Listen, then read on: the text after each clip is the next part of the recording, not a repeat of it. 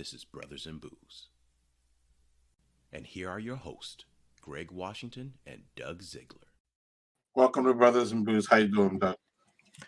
Doing great. How about you, sir? Doing good, because I have a Infinity Hero from our friends at Revolution Brewing. Very nice. Yeah. What you got? Well, you finally got your Revolution beers. I've had them for a while, so I've been sitting on them. Now, I did have this one on the show before. Actually, I'm not going to start with that. I'm going to start with something I just got today, thanks to my friend, our friend Matt Strain, an NA called The Ocean Under the Moon. Okay. Which is basically it's their take on a barrel-aged beer. So I'm curious to see how it tastes, because that's kind of hard to imitate if you're not putting booze in it. So I never understood that.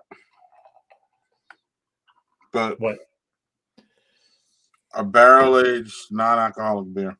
Yeah, it seems odd, but yeah, so you got the nice bubbles on there because dirty glass, as we usually do, as I do at least. So. Oh yeah, dirty glass brew. Look at that! Look at that! Oh. Yeah. So how is yours? How'd that happen? Juicy. Doesn't drink the 7% it claims it is. Next generation hops with citrus character. I can read this. Yeah, I like it. Revolution. You old proofing your beers so old people like me can read them. Fun, juicy, big, kind of crushable for 7%. That's not good. Or I mean, it is good. It is good, but it isn't all at the same time, right?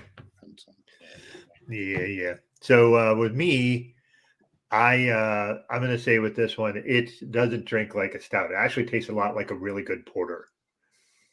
So like not really a lot of barrel age elements to me. Just tastes really roasty, like a really good porter. So this is something super drinkable though. It's not like overly roasty either. So a crushable porter. That's how I would characterize it. So non-alcoholic too.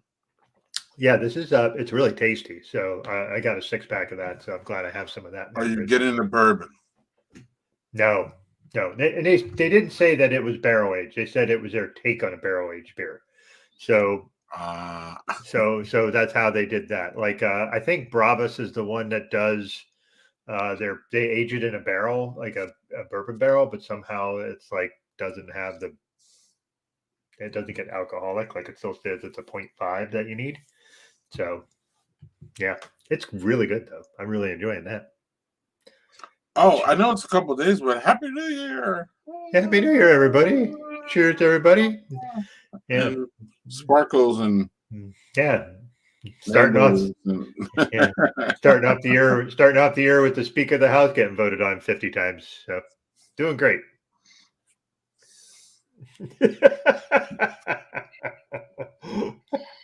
What did you go out or did you stay in for New Year's?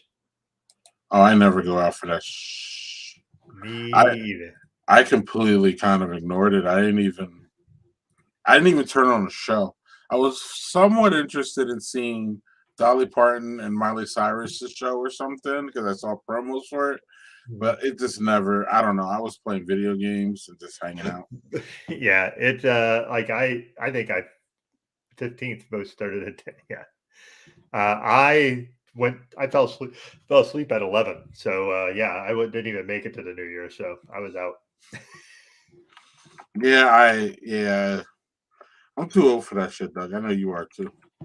Yeah, and I do not like going out on New Year's just because it's like a million drunk people are driving around. So I'm not really interested in being out in the roads when that happens. So no.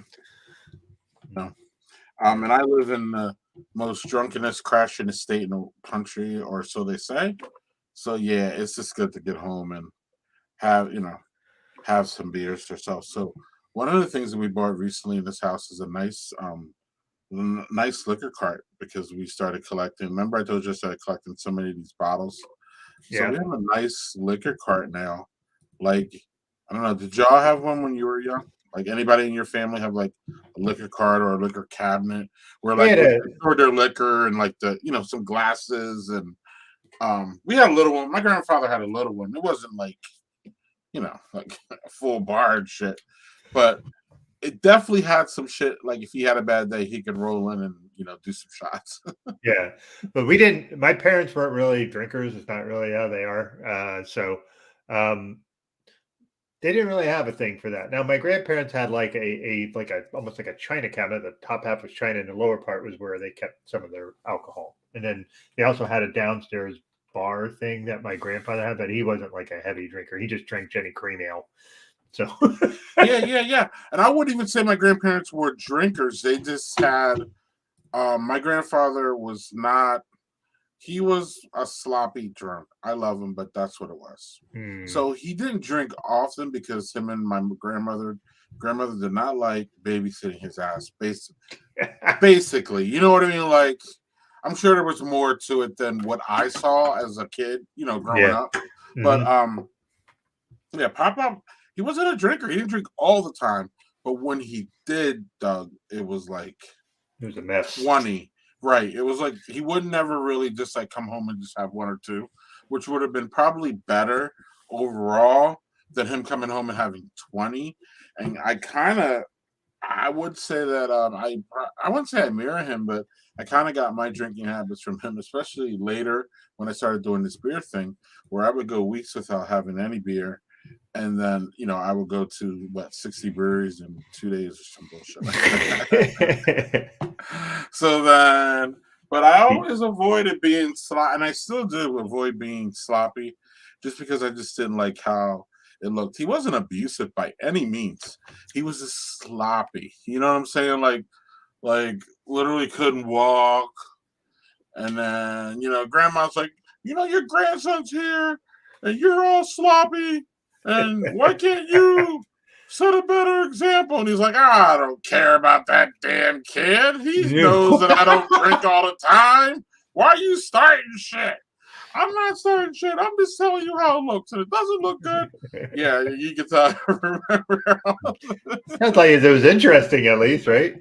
Oh, it got worse and worse. Do you have those, like, do your parents or do you have anybody in your family that's like they're grumpy and they old and they're still together and all they do most of the day is just like take swipes at each other?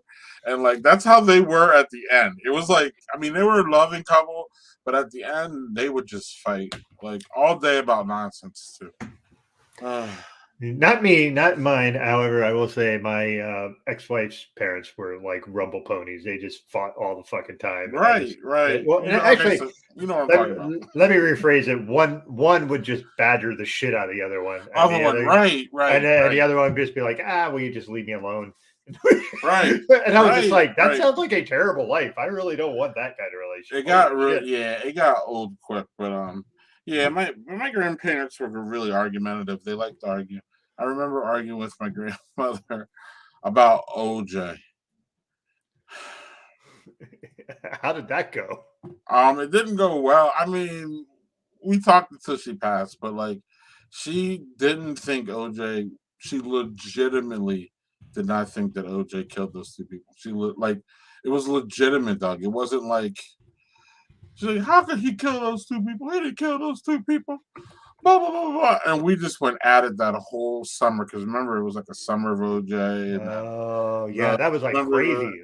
It was. And me and my grandmother, that was the thing that we disagreed the most about it. I was like, listen, because we had all the conversations about Black people and the justice system and, how, Black people use this trial to quote get back at the system more than they really believed, in my opinion. And some of the jurors even came out and said that they believe that OJ did it, but there's just been too many times where Black people were just on the wrong end of justice, and they took the opportunity to quote right the wrong. That's not really. I don't agree with it at all in that angle because that doesn't give justice to the people who died or their families, whether they're white, Black, or not. It doesn't matter. Some people were taken away from us before they should have been.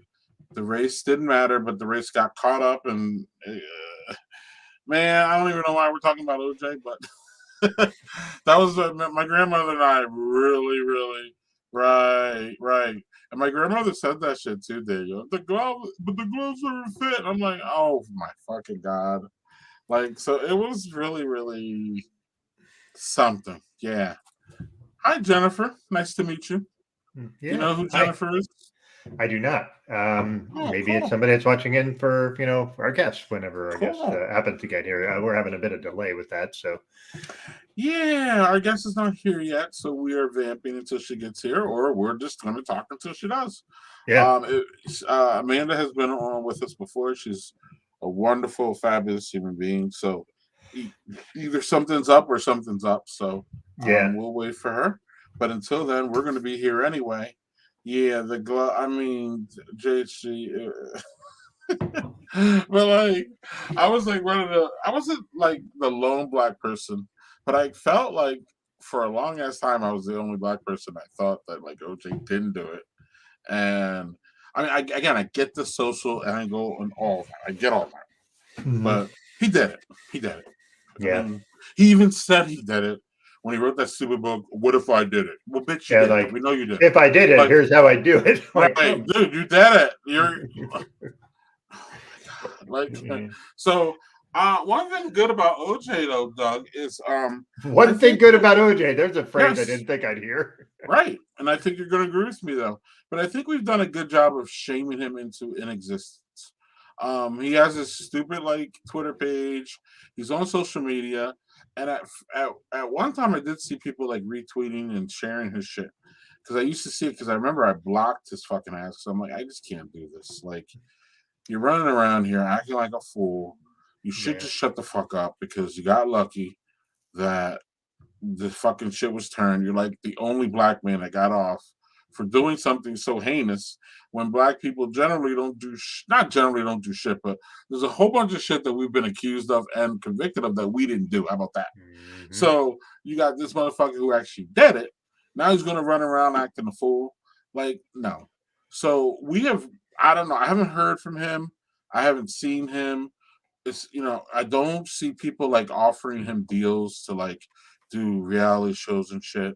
So we have and the money's there. People would watch that bullshit, Doug, especially the racists and all that.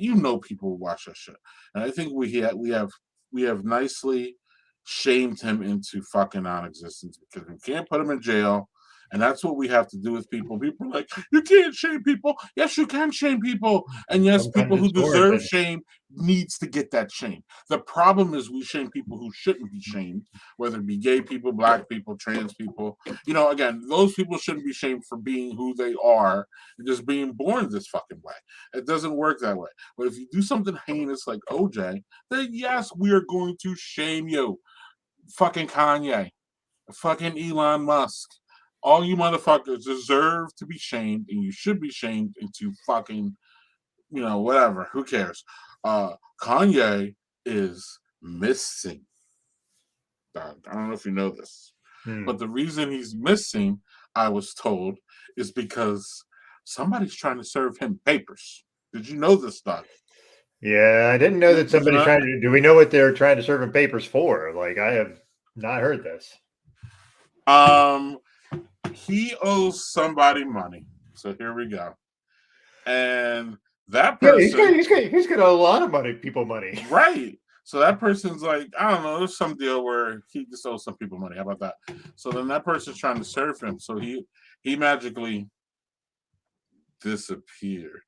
Hmm. So but he's being shamed out of existence. And I personally, I'm me, here for it. I'm fine for it. I'm fine with it because of the way he's acting, what he's saying, and he's being very hurtful. Now, I can't get to the point to where, well, I agree with him on this, so I'm not gonna I got it.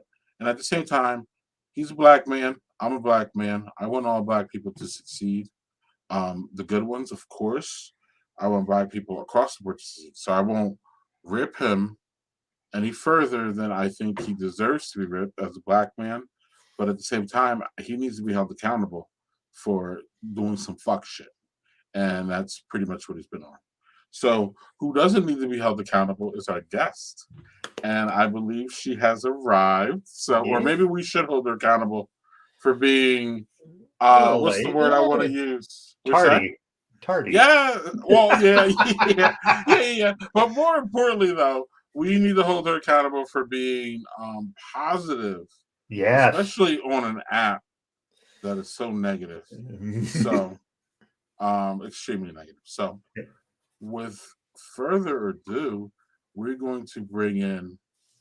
I'm going to call her award winning. Why? Because if we had awards, Doug, she would win one. Okay, so That's fair. That's fair. Yeah. She probably has won awards, and I just don't know about them. But she's creative as hell. She's a beautiful person, and I'm glad that you've introduced her to all of us, Doug, because we blame this one on you. I'll take it. You should, because Amanda is fun. So we're going to bring her on right now. I just want to give her. We didn't really get to talk to her before pre-production, so giving her a little bit of time to make sure she's ready. She looks ready. So without further ado, our friend Amanda Deibert. Hi. Hey, Amanda.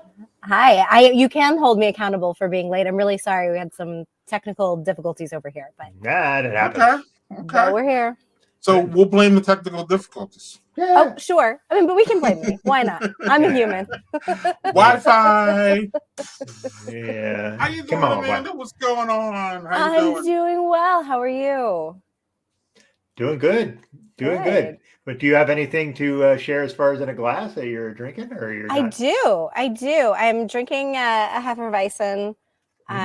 It's the Schofferhofer.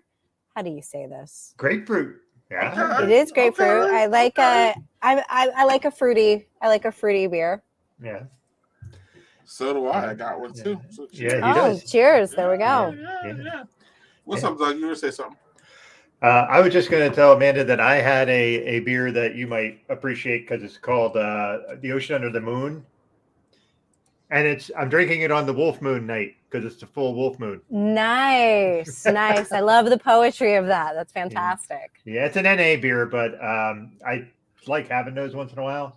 They make a lot of really good ones now. So, absolutely. Amanda, are you outside? I am outside. See, now that's not. That's a perks living in California. Right. That's not cool. That's the most not cool thing you did to us today. I mean, I do have like a little wrap around me, but okay, so it's a little chilly. I mean, look, I can't say anything. I'm in SoCal. I can't say a word. Just gonna sit here, and not even a jacket, and outside in the evening, and not say a word. So, can I get the first one, or you got one? Go ahead. So, Amanda, the last time we saw you was, and we first met you was early pandemic, or was it middle pandemic? But it was pandemic, and you were definitely lamenting the fact that you are your field brings you to the people. And I remember you said, your biggest, what you loved the most was interacting with your fans and the people who consume the content that you put out. So has that changed, and how you feeling today about all that? I mean, I still miss people, though I've gotten to see some. I've only done one convention since we spoke. We did a convention in Portland, so I did get to go to a convention and interact with human beings and walk around and look at everybody's cool stuff and check out the cosplayers, and it was very lovely. I was very happy to be there, and I'm looking forward to doing more of that this year. I mean, part of the reason that I haven't been to more is just because we also have a small child, so I end up being the person who stays home while she's at school. But yeah, so I have gotten a little more human interaction in my life, and I'm very happy about it. That's cool. And so, and then I got to follow up, Doug, and then we'll get to you. What was my follow up? We're super prepared here today. right. Oh, And I but even you're- gave you all this extra time. Yeah, I know Yeah, you yeah, gave us that. But- What so- up? Yeah. So how did you feel though? Because I know that you, Doug, and I were kind of like the same kind of mindset as far as doing the distancing and masking and So how did your first one out there feel? Like, were you out there hugging or were you fist bumping or how did that work? I mean, I was definitely, there's definitely like a high volume of hand sanitizer. There's definitely like masks. It's, yeah, it's not quite the same huggy, touchy, feel good time that it used to be. Not yet, anyway. But yeah, so it's, it's that double-edged thing that I'm feeling more and more comfortable as time passes. But it is still that thing where anytime you go to a crowded place, or at least for me, anytime I go to a crowded place, there is a little bit of extra, I don't know, Anxiety. paranoia or anxiety or just awareness that there's a lot of people and germs and Yeah. There's a lot more awareness, at least for me. Before then, before we used to, we're used to it. Not even used to it. It wasn't a thing that we thought of. It wasn't a thing that we're conscious of. And I think that's really good. Doug and I have talked about it. I think that that's really good as far as, going forward as a society. It's something that we should keep, which is, respecting other people's spaces as much as you can. And respecting, what your body's giving out, whether it be droplets or sneezes or, and real quick, my family just had, we had one person who was sick and we literally isolated her for a week. And we saw her, but the lady in the house, we saw her, but she had stayed in her room. We got her food and put it down on the table. And these are things that I think we should have been doing beforehand, even in our own house, to stop the spread in our house. And we just are so much more conscious about it now. And I think it's a great thing. So, what's going on, Doug? Yeah, it's really nice, actually. What's up, Doug? Well, I would like to talk a bit about Amanda's ventures since we last talked to her, because 3 different big things happened, maybe 4, because it's been a long time. The He-Man show came out. Yes, it did. That did really well. You also released one book, which was it was a graphic novel. It was called Works for a Million. You released that. Yes. Hold on, Doug. Let's not fly through these if you don't mind. So He-Man is on Netflix, right? Yeah. He-Man is on Netflix, yes. Okay. And which specific one was it? I'm sorry. So, because there was yours, and then there was Kevin Smith. And then Kevin Smith. And I often get asked, they're like, how was it working with Kevin Smith? And then I'm like, I don't know. I'm sure it's great. Because there are 2 wildly both on Netflix, but there's Kevin Smith, which is more, I think, for our age group, right? The nostalgic, like adult He-Man fans. And then the one that I worked on, is the one that's more for like this current generation of kids. So as opposed to like being as tied to the original, it's kind of like a reimagining of He-Man. Although, the same characters that we know and love all appear, but it was the one for kids, which was really a lot of fun. What was that called? He-Man and the Masters of the Universe. Oh, okay. So they're both called that. Well, Kevin Smith's is He-Man and the Masters of the Universe Revelations. Okay. And ours is He-Man and the Masters of the Universe. To keep it just very, very, very confusing. 2 shows, same character, same title, same platform, different shows. And then that's a 1-year show. How many episodes?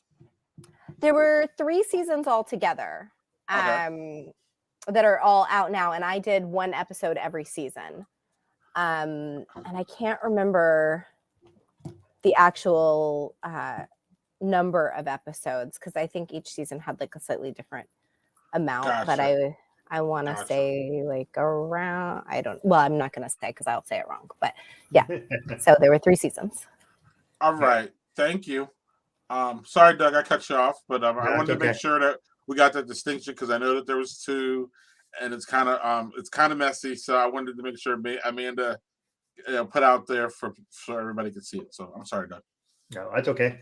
I did give you a link, Greg, for the Works for a Million book for a graphic novel. Working on that. And so that could you explain that a bit, because graphic novels are a different beast than getting shows or books or even comic books. Graphic novel. What's the process like that for a graphic novel versus something like a comic or just a regular old book?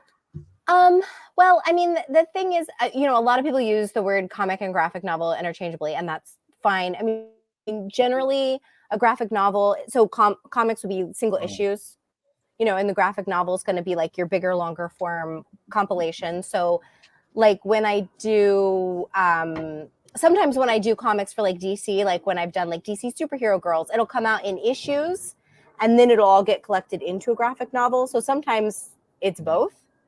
With Work for a Million, this was actually a novel that it was a series of novels, detective novels that were written in the 70s and 80s by Eve Zaremba. And then her friend Margaret Atwood suggested that she get it adapted into a graphic novel. And I was brought on board to do the adaptation. And then Selena Goulding did the artwork. And so this one is an adaptation of a novel turned into a graphic novel. So it's the first time and the only time that I've adapted somebody else's work into a graphic novel, which in itself was kind of an interesting process for me. I like how you casually dropped the Margaret Atwood friend thing. That was lovely. Well, it's just so funny, right? Because it's such a giant, like, juggernaut of an author. Yeah. And then it's like, how did you do this graphic novel? It's like, oh, well, it was Margaret Atwood's idea. Like, what? How? But that's the truth. This was Margaret Atwood's idea. So, and I was lucky enough to be asked to do it. That's pretty awesome. It's great. She was very supportive of the whole thing, which was great, sweet. Little saucy slides there. Oh yeah, this is sexy. This is an adult book. It's a lesbian detective, which was impressive at the time. There weren't, this was like the first series with an out lesbian detective, like in the 70s and 80s. This was like extremely progressive and cool. And so that's part of it. Was nice for me as a lesbian to get to do this period piece by, written by a woman who was out and a lesbian in a time that it was much harder to be all those things. And so that was like kind of special and neat for me to get to adapt her work, because Eve is in her late 80s.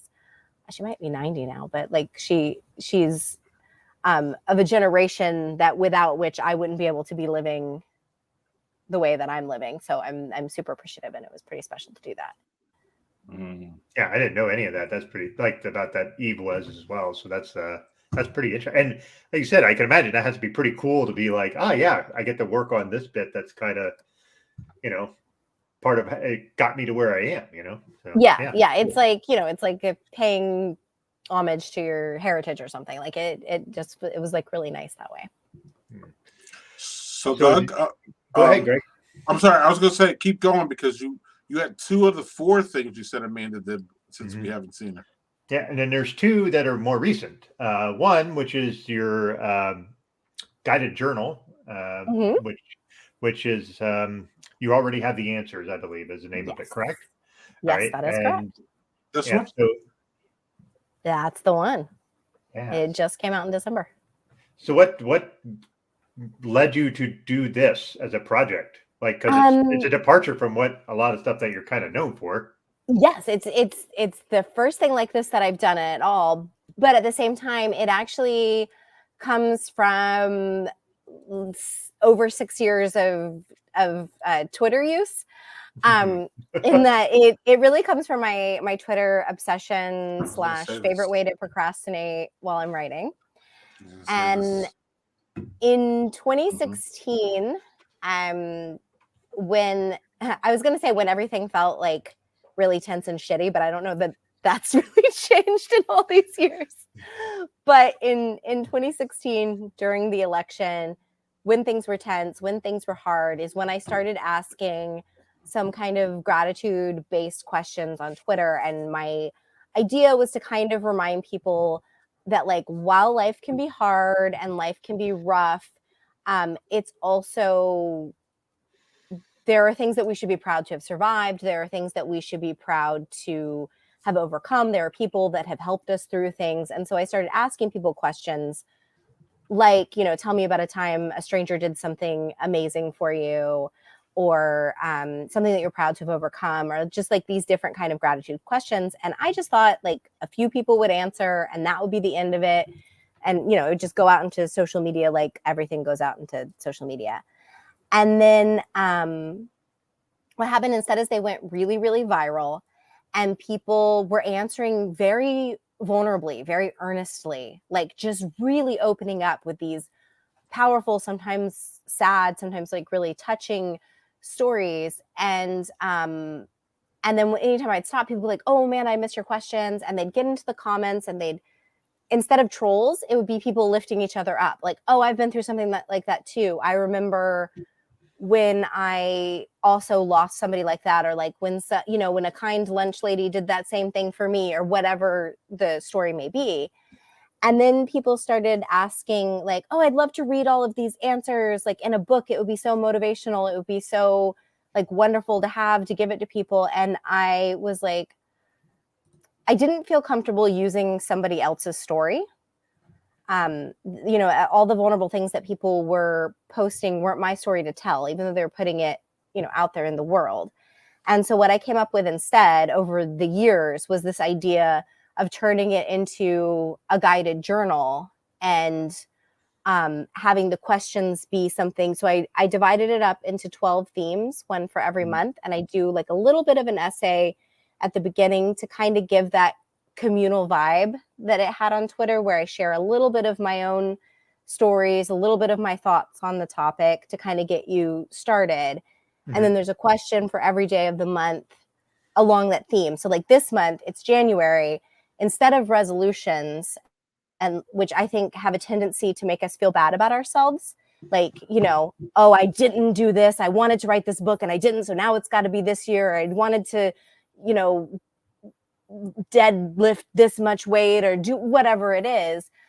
I wanted to start with what you're already doing right, because I think that's a better motivating place to come from. Like, figure out that and then do more of that, and then go from there. Like, you already know that you can do hard things, that you can handle things in a good way because you have. So this month's chapter is what you're already doing right. And it's a bunch of questions about things that you are proud to have done, that you're proud to have overcome, compliments that people have given you that have meant a lot to you because they resonate. And so it's a year's worth of questions that you journal in the book that help you reflect on basically the fact that you're already amazing and really do know what you're doing, even when you feel like you don't. Yeah. And sometimes I think we do a lot of that kind of, it's easy to kind of get into sort of negative spirals where you don't really account for like, oh yeah, this shit's going wrong, but you know, there's all these other things that are doing really well. You know, it's good to have something like that as a reminder to kind of count your blessings, or whatever phrasing you want to use, just to be like, yeah, let's count for all the good that's going on too. Yes. Sometimes that's hard, especially on Twitter, but yeah. So yeah, I thought, I was like, that's really a great idea. And your post where you do ask the questions, and it is interesting to see just like literally thousands of people giving their own feedback to what those things and all these kind of positive spins on things. And it's good to see that, because Twitter, most of the time, you don't really see that. Well, and I think that's the thing. I think, you know, we all have interesting stories to share. We all have things that we've like been through that we're proud of, but they don't come up in casual conversation very often. Like, you're not gonna, hey, how's it going? Oh, you know what? When I went through this in my childhood and now I've overcome that and look where I am today. Like, those conversations happen sometimes with our close, intimate friends, but like we don't often get to share them with the world or casually. And so like that's been the nice thing about this on Twitter, is that, and I think that's why there aren't trolls, is I think like people are so eager to actually have a chance to have these kind of conversations. Like I think we're all actually kind of hungry for that. Makes sense. What do you think, Greg? Your 2 cents? Yeah, I think Amanda has, she has found a niche as far as the way she asks the question, Doug. It's really important, and the way she frames it. And I think she's gotten to this place where it seems like it's easy for her, but I'm pretty sure it probably isn't. But the way she frames the words of her post brings out, I think, a lot of that goodness that we see in the post. Because she even said it like the way she, again, it could be framed in a different way.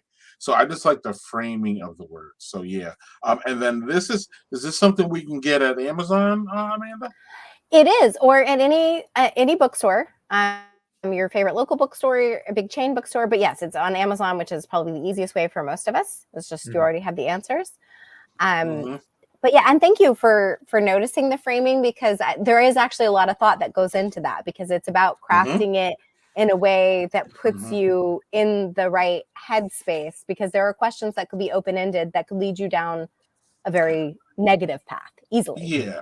For And sure. we see a lot of this in like polling and stuff like this, where like they ask this question, and it's leading, and what I mean, and it's a negative question, and what you're gonna, get out of it, even from people who maybe support a person or an ideology or a thing. If you ask it the wrong way, you're gonna get the wrong answers. So like it's about I don't think people understand that nuance and how English can be, excuse my language, a bitch in this way. Yes. Because sometimes you can really have sincere intentions, and you just ask the question wrong. And this is why, like I said, Amanda puts thought into these questions. She has to, in order to have this arc that she's created. And I noticed that a while back, when I started following you after Doug said, you got to follow her. All right. So when I did, I noticed it real quick that you are very, very conscious about your words, and I'm sure, and that's part of what makes that quote project. I don't want to call it a project, but that makes it special, because I know that you put extra thought in it. So. Well, thank you for that. Yeah. And, I think I have a background in a lot of talk shows and late night, and a lot of times helping the producers or the hosts craft questions. And I never really thought about it until now, but like that is a skill that I've developed, because you get very good at realizing what kind of questions are going to give you a one-word answer. Yeah. And I'm sure you guys know this as hosting a podcast. Same thing. Yeah. You know what can get you like the dead stop. Like, no, I don't want that. No. And what can give you like that story that's going to be like the good, juicy stuff. And it really is the way you ask the question. Yes. So, Doug, she has another project, right? You want to talk about? Yeah, the last one is one I saw that you put out on TikTok, where you talked about an episode of Scooby-Doo comic. Yes. So I've got, this is the first time I've done Scooby-Doo. So I'm doing Batman and Scooby-Doo mysteries. Right. I've written a couple of those, which are coming out soon, which I'm very excited. The first one that I wrote is out next week, actually. Wow, cool. Yeah. So that's just a. It seems like you were early on, but the problem is with the pandemic stuff, every time's like so freaking wonky that you don't even realize just how long it is, So, but you've been busy, and we like to see it. How is it writing for an iconic thing that we all grew up with? Because I know you grew up with Scooby-Doo. Who didn't grow up with Scooby-Doo? So, like, how is that? Like, is that a feeling of? Is it, I know it's a feeling of accomplishment, but is there a feeling of stress there? Because again, it's that's Scooby-Doo. That shit's, excuse my language, that shit's iconic. Sure. Yeah. No. This year has been big for me. I mean, I've done something. The first time I did an iconic character was writing Wonder Woman, and that was the first time that I had to do, and that was the first like major comic book job I ever got. Like I started right off the gate. Most iconic female superhero of all time. And I was like, oh, no pressure. Sure. Fine. What could go wrong? Right. Then, like, once I did that and didn't die from it, that was very helpful in helping me realize that like this was something I could do. But yeah, like this year I had the first ever Star Wars comics that I had ever written come out. Then like Scooby-Doo, and these are big, Mhm. big iconic things that people really love. And it's that fun excitement of like, oh my God, I get to play in the sandbox, which is amazing. Like, getting to like the first time that you're suddenly writing like Scooby lingo and jinkies, and like realizing that like you get to come up with the fun mystery and help them solve it. And then also they're teaming up with Batman. Like, it's the most fun thing in the world. Who would not want to do that? Everybody would want to do that. But yeah, there is also the like, this is a beloved franchise that's older than I am. Like, there's so much, there's so much that's happened. There's so much to stay like authentic to. There's so much that fans love that it is quite scary. Okay. So fun. Yeah, I would be honored, and I would be scared as hell, Doug. Same. I'm like, That's like I do some writing, but it's like I have not had anything published, and like my stuff, I would be terrified to write something like that. I'd be like, this is great. Now what do I do? Like, right. Mm-hmm. Right. And sorry, go, man. No, go ahead.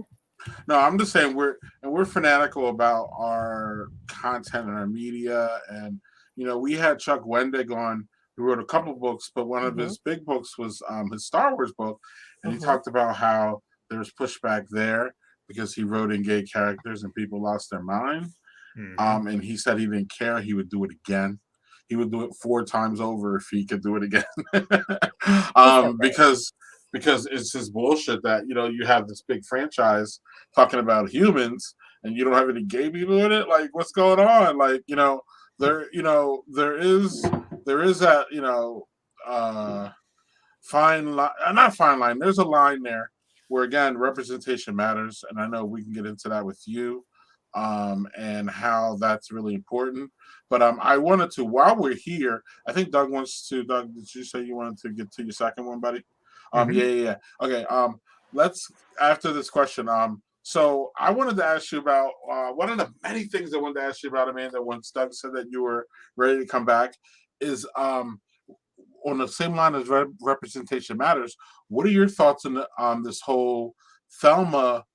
Right? Is that her name? Velma. Velma. I like to call her Delma, but anyway, we all have a name for her. Her Velma, her whole there's a new Velma. Doug, did you see this? There's a new Velma series, and she's older. I don't know if she's hanging around with Scooby-Doo or not more as much, or they just show her side. So I think it's kind of more like Wednesday. I think, Doug, like how they took Wednesday and they made her like she still interacts with the Addams family. The Addams family's still around in that, right? But they're not the main focus of it. Right. So is that what's going on with the new Velma? And are you excited about it because they have her being a lesbian, right? I was really excited when the lesbian Velma news dropped, which is like an animated cartoon, and she was like into this female character. And what was awesome is I happened to be out here on my back patio, where I hate to say again, it's very comfortable right now, but where I was outside working on my back patio where I work often because it gets loud in my house because I have a kid. And I was actually writing Scooby-Doo, but also doing my thing that I always do, which is like procrastinating by scrolling Twitter. So I was taking a break from writing Scooby-Doo, scrolling Twitter, saw this news about Velma, got so excited. And I was just like, this is amazing. Velma's canonically, however you want to say it, it is canon that Velma is a lesbian. And here I sit with my little lesbian self, typing on my little lesbian laptop, writing his Scooby-Doo comic. And I got so excited, like popped my head in, yelled to my wife, Velma's lesbian, got all excited. Then I went back and got to write Scooby-Doo. And it was like, it was just the perfect moment for me to find it out because it was literally what I was working on in the moment. And my story doesn't have really any necessarily sapphic content in it, but it's not sapphic because I wrote it. but it was just like, it was so cool and meaningful for me in that moment that it was like, it was the first issue that I had written, the first time I was writing Scooby-Doo, and that happened. And so like you said, representation mattered. It made me feel good as a grown woman who had grown up watching Scooby-Doo, and it made me feel good as a person who's writing Scooby-Doo. So like, yeah, it was super exciting for me. Yeah, it was exciting for me. It was fun. I kind of always looked at Velma a little side-eyed, Doug. I have to admit. Not side-eye in a bad way, just side-eye in a like, you're not telling your whole story has not come out here. Not side-eye in a, oh, she's gay, so she's weird. No. It was just more like, there's more to be told on this one. We could really more in a like, we're not surprised here, are we? Nobody's surprised. No. It's not as obvious as Bert and Ernie, but right. Not many things are as obvious as Bert and Ernie. But Bert and Ernie was such a trip though, because it took me like literally almost my whole life to figure all that out. And I've been watching right. So I was like I was like, oh, I didn't get it. I still didn't get it. In my 20s, I still didn't get it. So yeah. What I do get, Doug, is the immediate need to have another beer. Yeah. So I'm gonna piggyback on, you had the what hero?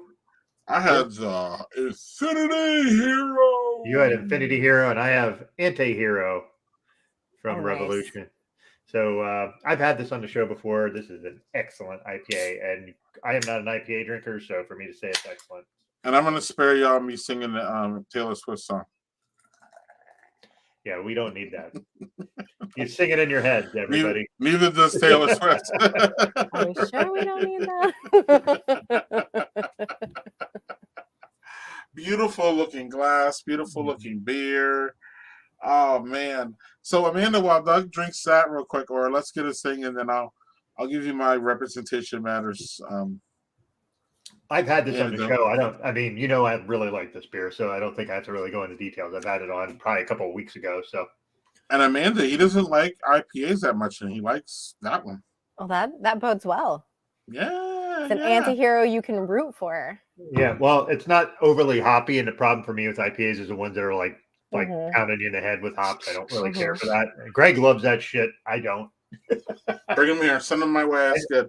What I think is really interesting about it is just how dark it is, because it almost looks like an amber as opposed to an IPA. It's pretty, but it's almost see-through. Yeah, I can almost see through it, so it's really pretty. Amanda, have you seen Get Out? Yes.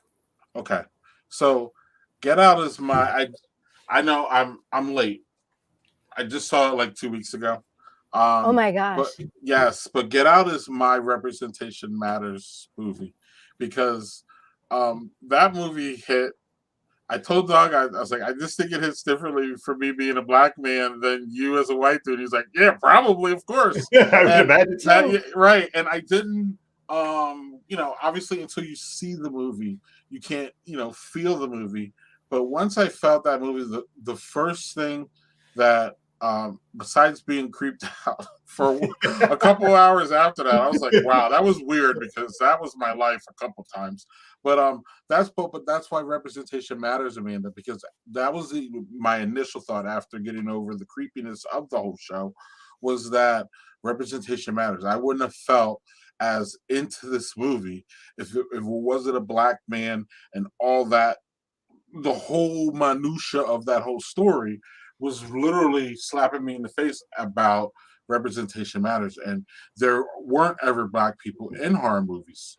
And there definitely there were, and they died immediately. Yeah. But there weren't, though. I mean, seriously though, really, even in the big ones, like, you're right, they were used as fodder to like kill somebody, but it wasn't like they were the main focus, and it wasn't like the story was, based on the blackness or based on our racial tensions and our racial, the things that quote black people think. Like that whole movie is a bunch of things that black people think. Okay. And it's a bunch of things that black people either experience in their head a lot of times, like, where am I going? Who's going to be here? Who are all these white people? Like, there's not a level of like, feeling uncomfortable and creepy, but they really took it up in that show. So like, that's why that was really like, not that I didn't understand representation matters, but that movie really, really slapped me in the face as far as like, wow, this is why it's important. Like, I knew it was important before, but like that show really exemplified it so much, Amanda. I'm still talking about it 2 weeks ago or 2 weeks after, just because it just affected me. So this is why that matters, y'all. And this is why media tuned to not only gives, but it also gives it a really good insight to people. Like, that's something that y'all will never really understand or could understand. And I'm telling you that is 100,000% relatable as a Black man. That is relatable. Do you think you're going to get strapped in a chair and unable to go and people are going to hypnotize you? No. But when you're out there living life and shit's going crazy and shit's weird, these are the things that come to your head. And like, everybody doesn't have that friend who was on that phone that was like, look, man, you gotta get out. What are you doing? That's crazy. And like, I don't know. I'm just saying, that's one of the better movies I've ever seen, one of the best horror movies I've ever experienced. And it's just because of that representation, Amanda. And I'm done talking, but I just had to go on that rant. No, you're absolutely right. And I think one of the things, I mean, it's a fantastic movie. And I think one of the things that it really represents so well is why it is important to have representation, not just on screen, but behind, like in the writing, in the directing, in this, because that story cannot be done with white actors or from a white point of view. You know what I mean? Like, it is such a specific story that needs to be written and made by who it is written and made by. And like, that's the beauty of it. Like, that it's more than just like tokenism and just like, okay, throw a Black actor in a white role written by a white person from a white point of view, and then they're just saying white shit. Like, it's the beauty of that film is that it can only be done the way it was done. And like, that I think is probably, I can't speak to this as a white woman, but I would think is probably why it resonated so well for you. Yes. And Black Panther is another one. And fantastic. But again, that's different though. Again, it's different. And it's great, don't get me wrong, and it's nice to see the representation, and I love it. I haven't seen Wakanda Forever. I'm waiting for it to show up on Disney in February, and that's cool. But it's different, but it's still, like you said, you can tell that it's written by a Black dude. You can tell. It's so, I don't know. It's Doug, that's one of my favorite movies. It's one of my favorite horror movies of all time. Easy. It's not even a question as far as the horror genre. I mean, it was just so well done. I wanted it to be over because it creeped me the fuck out, but then I was sad that it was over. So it was one of those things, man. So yeah, I just had to comment on that, and I wanted to, I was really excited when Doug said you were able to come on today because I wanted to talk to you about this because you talked about that on our last stream, and obviously, coming up as a lesbian girl, not seeing these things that you see today. And I just want to real quick too, and then Doug, I'll shut up. But I just want to push back real quick on this whole like gay people are taking over thing. I'm just I wish. Right. First of all, let me run things for a minute. Right. But I'm so tired of this, and there's a lot of this in my community, meaning the Black community, of like, they're trying to make our kids gay, and the gays are taking over, and why are they trying to put gayness in everything that they can? Well, oh my goodness, it's such a heterosexual flex there. I'm just so sick of it. I'm sick of you fucking heterosexual people. I'm sick of you. And the reason I am, Doug, is because not all of them. What? What they call them amosexuals, the gun people. What do they call people who like these heterosexual people who are like everything has to be heterosexual, and like nothing else can exist out of that world. And if things exist out of the heterosexual world, it has to be 3 gay shows on Bravo, and they all have to be reality shows, and they all have to fit those stereotypes that lesbian or butch, and gay men are feminine and all this shit. And if it goes out of those realms, then we don't need to see it, or y'all need to stop. Stop. I'm just sick of it. I'm sick of it. Everybody needs to be represented. The reason why y'all stunned that these things are represented now is because they weren't around. So now that they're around, now you're getting your panties in a bunch that they're around. But you didn't get your panties in a bunch before because there was nothing around. And these are these people that wanna make America great again and drag us back to the 70s. This is the type of shit that they're talking about, which is no representation besides white people, and everything has to be white. And then y'all can have your black shows over there. We'll put them on BET, and we'll put the gay shows on Bravo, and then everybody can go there, and y'all don't have to mess with our ABC, CBS, and Fox. And no, that's not how the world works. It's not a great representation of the world. It's some whitewash bullshit, and y'all just want to continue with your whitewash bullshit. And I'm here to say, gay it up. Let's get the fucking rainbows out. Fuck you. And if you're uncomfortable, maybe you need to find a place where your snowflake ass we can have a safe place where there's no gay people or representation or color people because it hurts your soul. Well, excuse my language. Fuck you. I'm done, Doug. I didn't even mean to go on this thing, but it's your fault, Amanda. All the positivity Amanda brings, I gotta muck it up a little bit. We gotta balance it out, We gotta balance it out. I love everything you said, but we gotta balance it out. I'm sorry, Doug. And I went no on need to apologize. Right. I'm sorry, but go on, Doug. You go. I don't know how do I follow that up? Right. Man, I feel offended as a white guy. Ugh. Right. Actually, I think the best thing to do is let our guests speak, because we don't want these are our opinions, not Amanda's. So Amanda, you tell us what you feel about what I just said, and then we can go from there. I mean, it's not my opinion. I think that the thing is that when people say they're throwing their sexual orientation or their sexuality in my face, I think it's like you said, it's like we're so used to heterosexuality as the default that people don't notice it. Like, when you see a children's program and the kid has a mom and a dad, well, that's a sexual orientation that is being thrown in our face right there. Those are two people that have married each other and have had sex and had a child. Like, we know that they're not depicting the sex, obviously, but they might hold hands, they might kiss.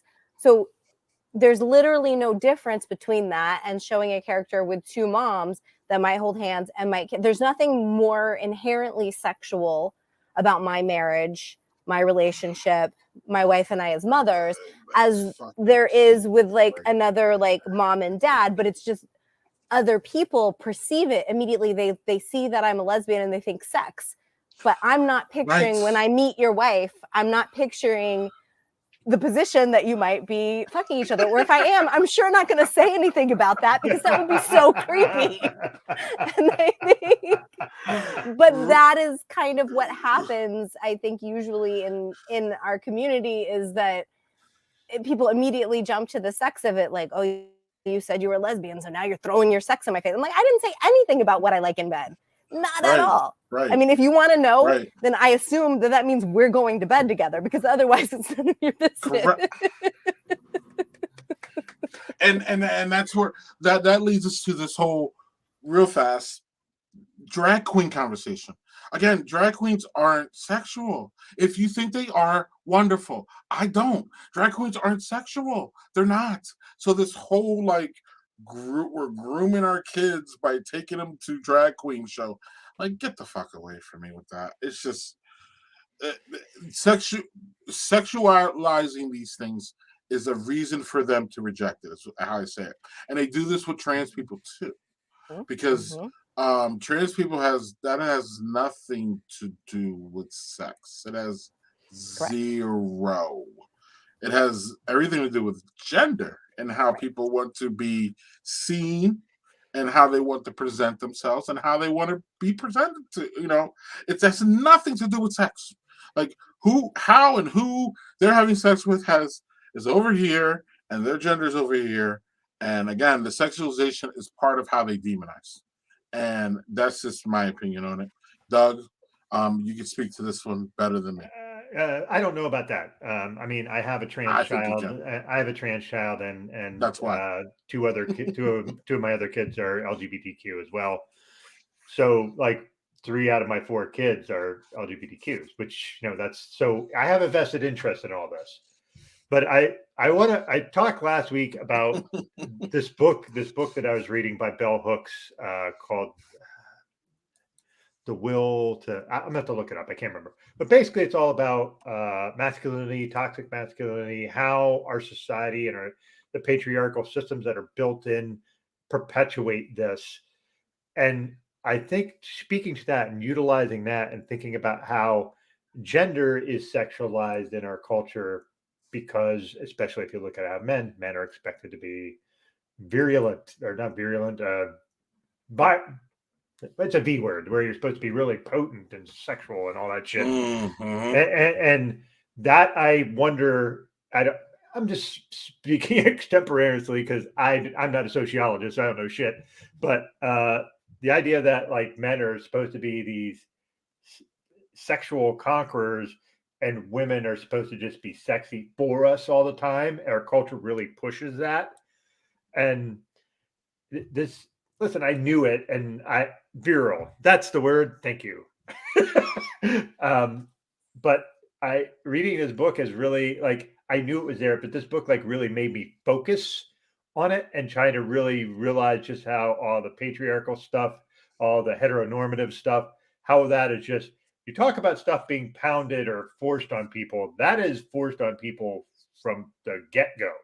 You know, when you have little kids and you say to this kid, oh, that boy is going to be a lady killer, or that girl, she's going to be a lot of trouble for the boys. Or like, we sexualize them at such a young age, and it's ridiculous, but that's how our system works. So like trying to work outside of that system is where those people who are uncomfortable with change, don't want to adapt, think that they just want things that wherever their world is, it should go that way. That way they don't have to change. They don't have to evaluate themselves. They don't have to evaluate the system. They don't have to make any changes to the system. I feel like that's part of this. Like when we're talking about gender and yeah, if you're trans, your gender isn't part of your sexuality, but we so much talk about how it is in heteronormative couples that I think that's why sometimes people don't separate it well. That's not an excuse. You should get your head out of your ass, but that's my 2 cents. Sorry. I made everybody quiet. This is good. All right. Okay. All right. Amanda, you've been here before, so we talk about serious things, and we have, but we like to talk about messy things, or we like to have some fun. So I need y'all to pick your favorite 2 Bobs. Bobs. My favorite 2 Bobs. Oh. I have my number 1's very easy, so, but I think number 2. Okay, so we'll go ladies first here. Amanda, You have to pick 2 Bobs, and the rest of them go. Okay, well, the first one is easy, which is Bob Marley. That's, for me, that's an easy number 1. Number 1 Bob, best Bob. And for number 2, I'm going to go with Bob Saget, because I got to work with him once and found him to be quite lovely. Is he as lovely as people say he was? Yes. Or at least he was, you know, I just worked with him on it was like a comedy music video. Sure, and I was in my 20s, as we do. And yeah, he was totally lovely. He was totally nice and charming and funny, and I had an easy time making fun of himself, and it was very sweet. So yeah, he was great. Yeah. R.I.P. to Bob Saget, though. What a sad story that was. So sad. Mm-hmm. Yeah. So number 1 for me is very easy. SpongeBob. I fucking love SpongeBob. I watch a bunch of it with my kids. I quote SpongeBob all the time. I communicate in SpongeBob gifs half the time. It's what? I didn't know this about you. I didn't know this about you. SpongeBob has a million adult jokes in it. Yeah, it does. It's not just Yes, little kids. They make a lot Yes, it of does. fucking shit that you're just like, wow, I'm glad my kid doesn't understand that. Holy shit. Like, Yeah. yeah, so that, and my number 2 is Bob Marley. So I'm with Amanda a bit, at least halfway on that. So yeah. Right. Doug, I have a question for you before I get to mine. SpongeBob or Bugs Bunny? SpongeBob. Because this is what me and the youngest argue about. He says SpongeBob over Bugs Bunny. I'm like, hell no. And we literally argue hours over this shit. And it's a great conversation. But and SpongeBob too is 24 years old this year, Doug. Yeah, he's not new. 1999 he was born. And yeah, SpongeBob is legendary. Doug, are you into the newest SpongeBob though? Because you know that they changed the animation a little bit. I don't know. Yeah, those aren't as good as the old ones. They aren't as good as the older ones, but that's, I'm also old, so I'm also probably going to like the older ones. And then while we're here, Amanda? I just wanted, to make it all full circle, Tom Kinney, who voiced SpongeBob, was our Orko voice on He-Man. So I got to meet him and write for him, and it was really lovely. And he's also very lovely. So see, that's cool. That's super cool. It's the fun of working in animation. Yeah, you meet cool people. You get to meet really cool people.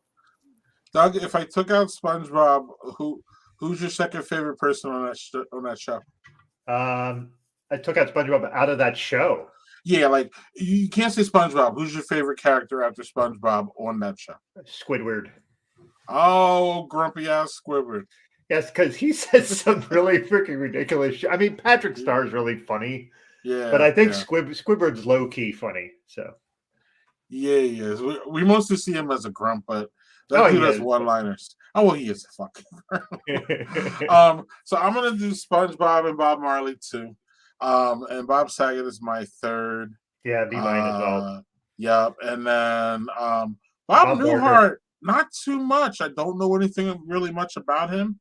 I know Bob Barker is problematic. But he actually did a lot of good. Got a lot of good work with Spayed and Neutered Dogs, and so he deserves to be on there. He's legendary, even though he was kind of an old school white dude, all sexist and all that kind of mess. But Price is Right has got their shit together now. In my opinion, maybe I don't know, but it just feels like Drew Carey is a good host there, and I like how they have male models. Actually, I really like that. That is, I think progressive in a way. So yeah. So I thought the Bob thing was fun. R.I.P. to all those. Bob the Builder is straight up annoying. So I don't know where the fuck that shit was going for. He's not. I mean, he's not as annoying as Caillou, but he's cool. Oh, Caillou. I need more beer if we're gonna talk about Caillou. Oh my god. Was your kid into Caillou at all? No, because I was not going to have that. I just didn't even give that as an option. No. Absolutely. My kids watched that a little bit, and I was like, "This has to stop. I can't do this. I can't do the spoiled kid brat. I can't do it. I can't do it." Right. What was too much? Yeah. What was the most annoying thing your kid watched that you allowed? Well, that's a great question. Caillou. So annoying to me? Yeah, annoying to you. Not your kids loved it, and you were just like, "This is fucking annoying." So whatever. They're being quiet. So my fucking bratty kids, like back in the day, Doug, they were all indignant about. We're not going to watch Frozen. That's a girl show. And I was like, whoa, wait. What are you talking about? You haven't even seen it. Like, I just don't like you judging something that you haven't seen, okay? Just because you see Elsa running around saying, let it go, doesn't mean that, like, there's not men or it's not a girly show. Stop it. So then, Doug, literally, like, a year later or something, they're like, oh, we want to go see this movie. Can you take us? And then, like, I was like, no, I'm not. Yeah. You know what the show was? The show was fucking Trolls. Remember that stupid show with the fucking Justin Timberlake song? I got a hand on my butt. does it get any more, quote, girly than that show? So they wanted me to go see that. So I took them, and I'm sitting in this movie theater, pissed off, but like, I'm going to get these motherfuckers. It doesn't get any more girly than this show. And y'all don't want to see Frozen? Like, Frozen's it's a classic. It's what are you talking? This garbage. What do you? So Trolls has to be for me because they annoyed me to tears, Doug. Because they're like, we don't do girly stuff, but you do Trolls. Pink everywhere, glitter everywhere. They're dancing, and it's great. Don't get me wrong, but like, I just didn't like it because just the way that they were like so like judgmental about Frozen. But then Trolls was cool. And I'm like, Amanda, that shit ain't gonna fly with me. So they were young. I couldn't really hit them over the head, but I do still, now that they're older and 17, 18 and all this, they hear my shit about Trolls. Mm-hmm. Yeah. All right, Amanda, you got one? I don't know that I do. I'm trying to think of like the things that are truly annoying, but luckily my daughter has like pretty good taste in shows. Like most of the time when she gets like caught up in a show, it's one that I can stomach. And so like she was like really obsessed with Adventure Time and Star versus the Forces of Evil, and she really likes Bluey, and like all of those things I can hang with. So I think I've been kind of lucky. Bluey, I hear, is amazing. I've never seen it though. Bluey is so great. I mean, it's for you have older kids, and it's definitely like even my daughter is starting to age out of it, but it is a beautiful show. Like it makes you like, I kind of aspire to be the dad dog in Bluey. Like his name is Bandit, and I think he might be my like my parental role model. Like I think like he's like the parent I strive to be. Your cartoon soulmate. Yeah, he's pretty excellent. So yeah, that one's a great show. I'm gonna say there is one, and I don't know. Greg, you might have heard of it. It was a show called Wow Wow Wubsy. Yes. Oh my God. Yes. That sounds terrible. Now, the message of it was like, you're great. You can do anything. The message was fine.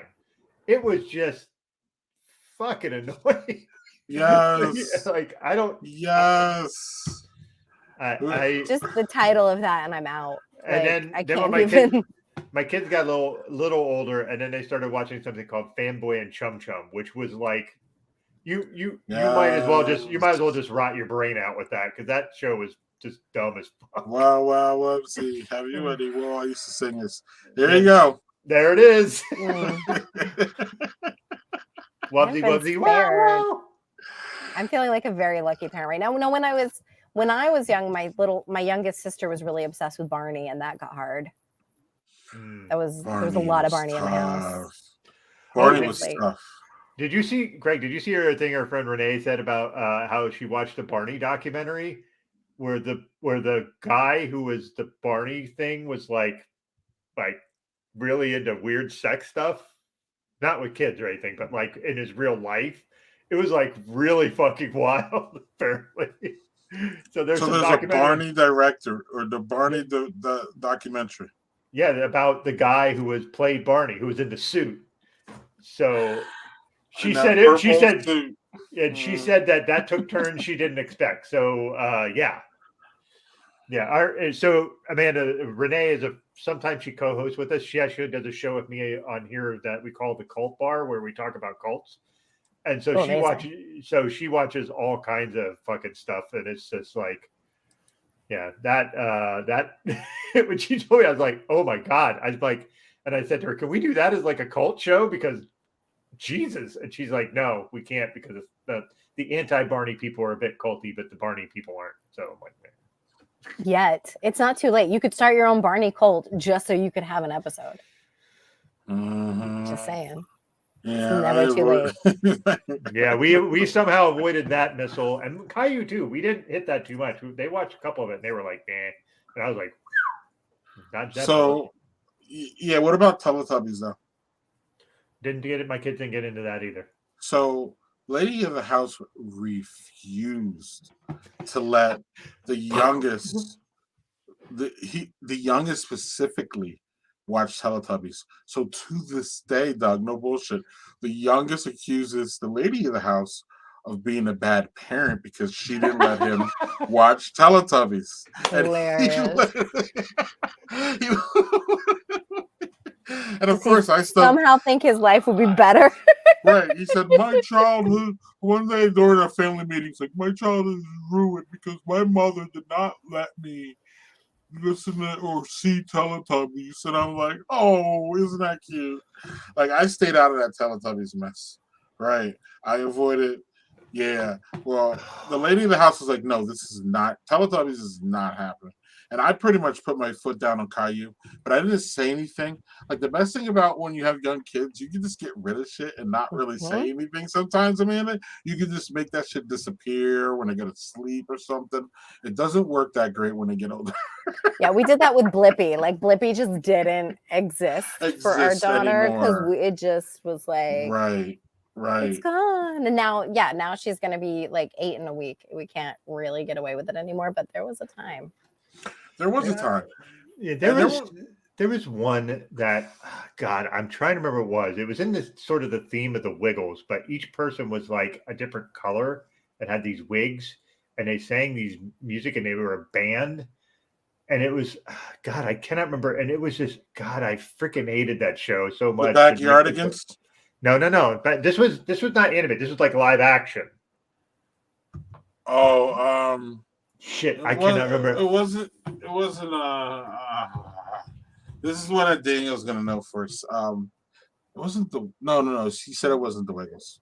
Well, no, it wasn't the Wiggles, but it was kind of that sort of thing. And I'm trying to find it. My problem is my search parameters on Google are bad for this because I can't fucking figure out what to write for the search. Not Yo Gabba Gabba either. It wasn't that. Yo Gabba Gabba was actually pretty good. That was all right. Yeah. Yeah. And Gullah Gullah Island was pretty good too. You know what show I did like watching with my kids? God, I liked watching Fairly Odd Parents. That was good. Fairly Odd Parents. And then there was Phineas and Ferb. Phineas and Ferb, yes. And but if you've never seen Dan Programmeyer's TikTok, Amanda, I highly recommend you follow it because he's the guy who does Perry the Platypus's voice, and he's fantastic. Oh, that sounds good. I haven't. I'm still kind of green at TikTok, but I'm trying to get into it and follow more people. And I don't know. I'm trying to keep up with the youths. Keep up with the youth. Hey, you know what? You say that. I'm 51 years old and I'm on TikTok and I can't follow. So thanks. Doug said that. I said that to Doug earlier this week. Or Doug's like, I can't get into.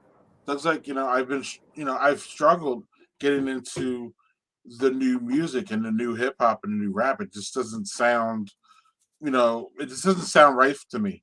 And I'm like, I just said, I keep my kids and they keep me in this music thing. I've kept into this conversation, and I always try to turn on the radio station that they want to hear the most, and then I get their feedback on like what the songs are and all that. And then I don't know, like I said, Amanda, like this is a parenting thing, but like I told Doug, and the thing, and it's great. So let's talk about this. I said that like I love to use pop culture and music as a way for me and my kids to show that we are different and that we like different stuff. I like arguing about dumb shit because I believe that it'll help us when we have to really, I don't want my opposition to them to be only big things, if that makes sense. So like, I don't like this girl, or I don't like, I don't think that, what you're going to college for is something that really suits you. Or I don't like the gang that you're hanging around with. These are big issues because that could lead to, any kind of, weird thing. So then I really love to argue about Post Malone and whether he should be smoking six packs of cigarettes a day. He's a father, or like the dumb shit that Kanye does. And my son's like, well, it's really not that bad. So then one day he woke up and then Kanye wore the White Lives Matter shirt.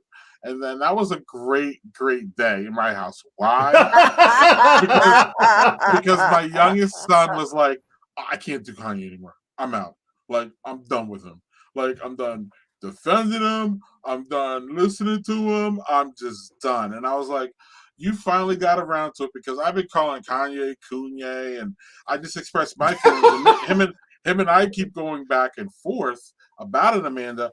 And I think it's great because we can have these conversations about dumb shit that we disagree with, so then it's not this big thing when we disagree on bigger things. What do you think about that idea, Amanda? How does that work with you?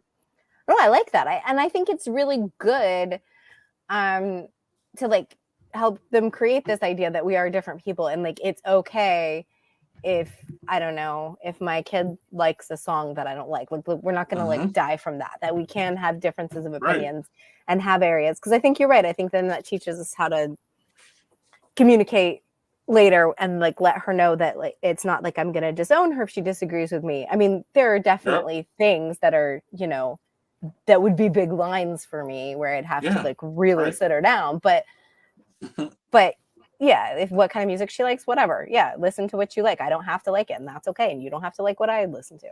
Right, and it's fine to express that too. It's not. It's fine to say, that Post Malone Doja Cat song. I can't do that shit. I can't. And he's like, no, I love that, and I'm like, why? Right. But at first, it's like, why? Like, what about that? Like, so, like, you know what I mean? So then, at least there's that, level of like, again, disagreeing on dumb shit. And being able to just drop it and understand that you can just drop that shit. Doug and I can't go round and round enough about him and avocados. Like, if we were a one-issue friendship, Amanda, I would have just been done with him long ago. So where are each of you on the avocado stance? He's on the wrong end. So yeah, I don't like avocados. However, he is wrong. He is wrong. Yeah. However, I will eat them now since they are a good heart healthy food. And I will eat them sometimes because they're good for me. And, I have 5 plastic tubes in my heart, so I kind of need to make sure I take care of the ticker. So what about guacamole? He doesn't. He's. Honestly, where I like avocados, I found is I like them on sandwiches, especially sandwiches that have spice to them, because the guacamole will level that out, or the avocado will level it out. I think eating avocado by itself, it's like eating poi. It's just mushy stuff. Like that's my take on avocado. Okay, a banana's mushy too. You like those, don't you? Yeah, but at least they have a shape. Like, so does avocados. But like, if I don't know. Maybe I'm just fucking saying shit out of my ass like I normally do. It's okay to be wrong. It's okay to be wrong. Hey, that's what I always say. But I think, Greg, mostly we agree on most things. So the avocado will just have to be the outlier. Right. And I mean, he doesn't think a top sheet is smart, and he's just not right about that either. So yeah, you need a top sheet, not a duvet. And I don't even know what a fucking duvet is about. Y'all are crazy. Anyway. Duvet is so you can have a comforter and put something over it, so you don't have to wash the comforter. You just wash the duvet sheet, and that way you don't have to worry about washing the comforter.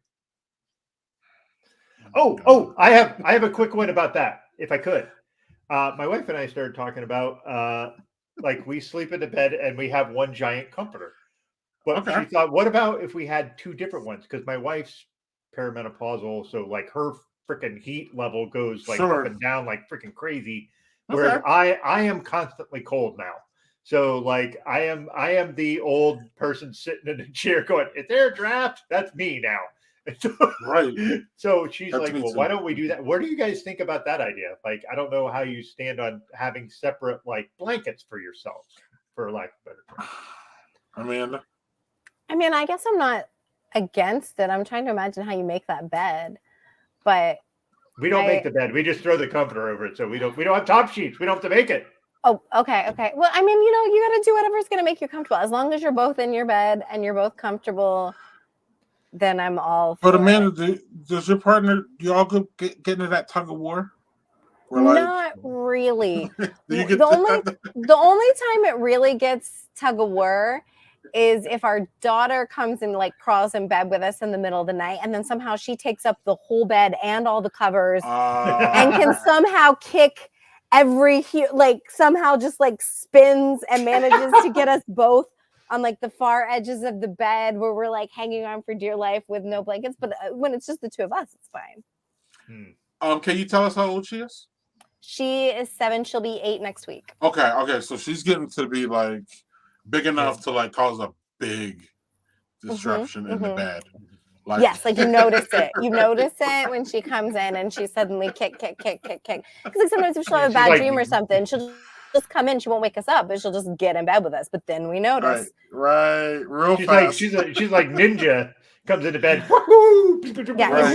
it's just like spinning kicks. It's just like this whole karate thing that just happens in our sleep. It's very unpleasant. So yeah, Doug. I don't know. Like, I think is it a king bed, Doug? Yeah, we have a king size bed. The problem is Okay. I'm actually the one that moves around a lot, and I bundle up because I'm cold. Mm. So I tend to move around, and there's times where like my wife sometimes does want the blankets because she's cold, but then she gets hot. So it's like it's tough for her because she has to freaking deal with my dumbass rolling around. Right. So okay, we are going on an hour and a half. So Doug, we're going to wrap up soonish, but we can't let Amanda go. So I was going to say, Doug, get your final questions going, but we can't let Amanda go without doing this. Where are we at?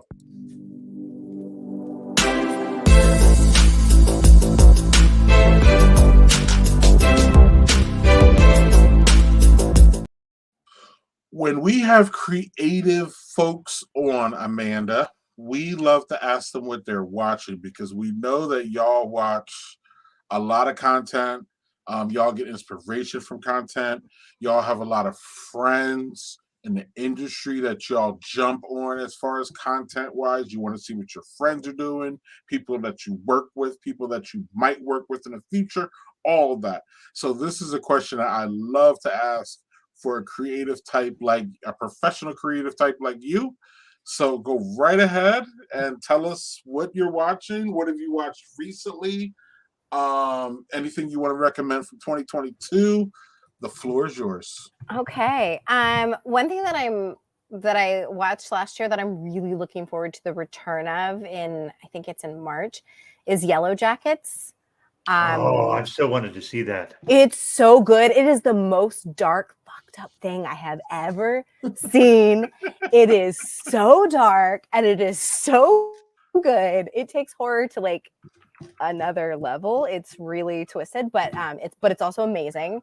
The basic premise is teen girls in the 90s are on a plane to like a sporting event. The plane crashes and then they're like stranded out in the wilderness and have to survive.